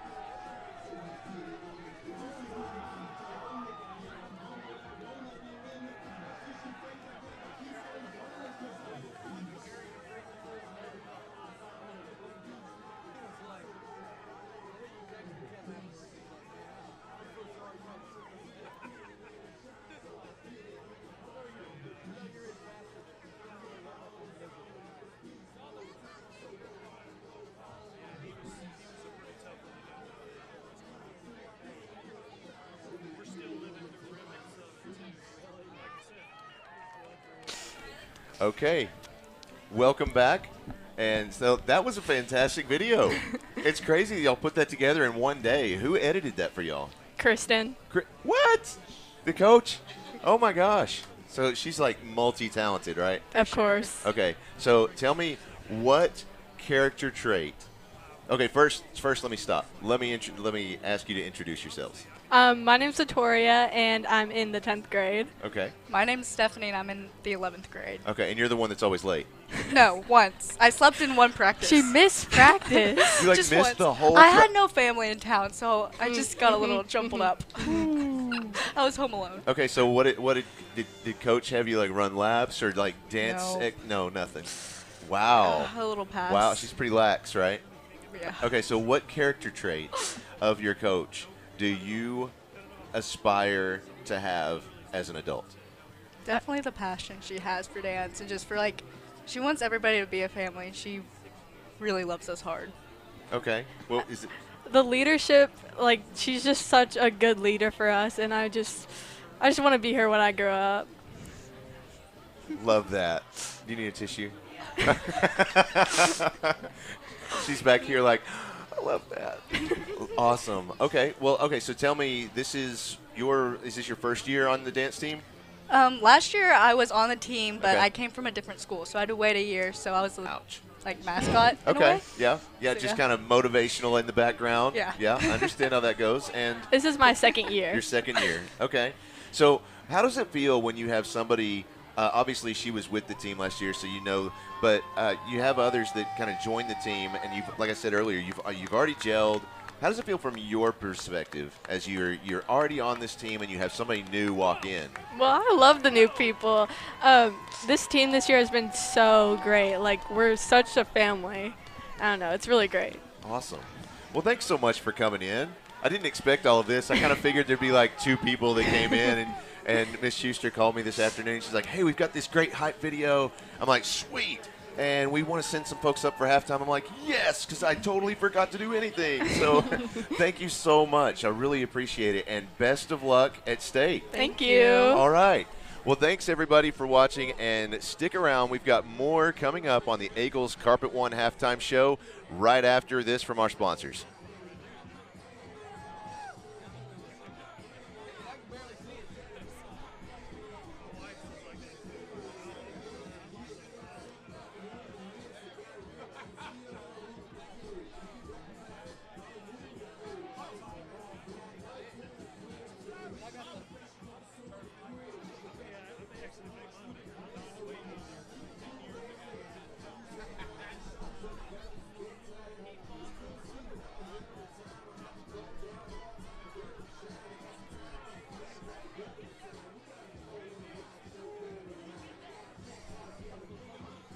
you can shop local and get the best wholesale prices.